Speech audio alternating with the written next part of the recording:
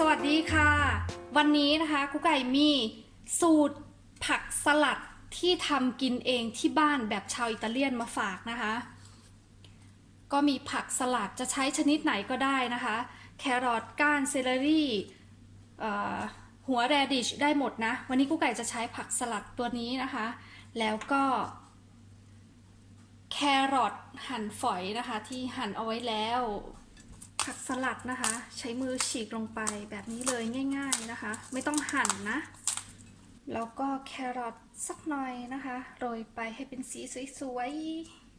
ๆเมื่อเราเตรียมผักสลัดตามที่เราต้องการแล้วนะคะต่อมาก็คือเกลือป่น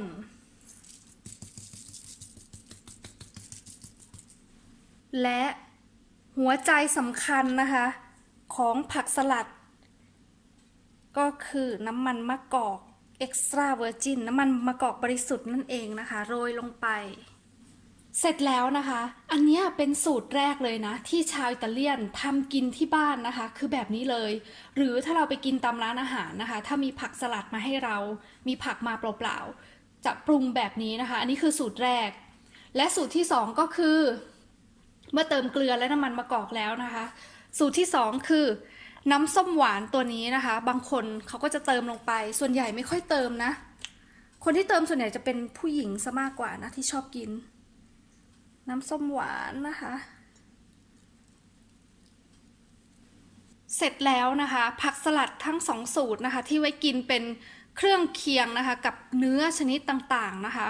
ง่ายมากนะ